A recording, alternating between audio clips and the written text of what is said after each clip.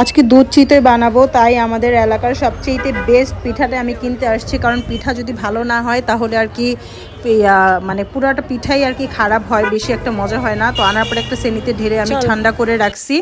আর এখানে আমি গুড় জাল দিতেছিলাম, আরেক চুলে আমি দুধ জাল দিচ্ছিলাম। তো আমি নারিকেলটা বের করতে ভুলে গেছিলাম। অনেকে আর কি এই পিঠাতে নারিকেল খায় না, বাট আমার পিঠাতে নারিকেল খেতে খুব বেশি মজা লাগে। তো আমি দুধ আর গুড়টা চুলা থেকে নামায় হালকা ঠান্ডা করে একসাথে মিক্স করে নিয়েছি। আর যখন একটু ঠান্ডা ঠান্ডা হয় তখন আমি এখন পিঠাটা দিয়ে দিব। মানে দুধটা ঠান্ডা আর কি হালকা ঠান্ডা থাকবে, হালকা কুসুম গরম থাকবে। তো পিঠা ভালো হওয়ার রিজনে কি হয়, আপনার এই পুরো পিঠাটাই খুব বেশি মজা হবে যদি আপনার চিতই পিঠাটা ভালো হয়।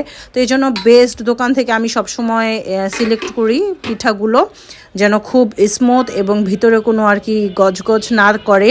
তো ওইটা যদি থাকে না আটার দলার মতো, তাহলে মজা লাগে না। এই আমার পারফেক্ট পিঠার লুকস। আলহামদুলিল্লাহ, এই বছরের সবচেয়ে সেরা পিঠা হয়েছে। আর রাজু খেয়ে খুব পছন্দ করছে। এর আগে 2 দিন ভিজেছিলাম, অত বেশি পারফেক্ট হয় নাই। ওই যে বললাম, পিঠা যদি ভালো না হয় তাহলে বেশি ভালো হয় না। ও আমাকে খেয়ে বলতেছে যে খেয়ে দেখো, অনেক অনেক বেশি মজা হয়েছে। দেখেন কি অবস্থা আমার।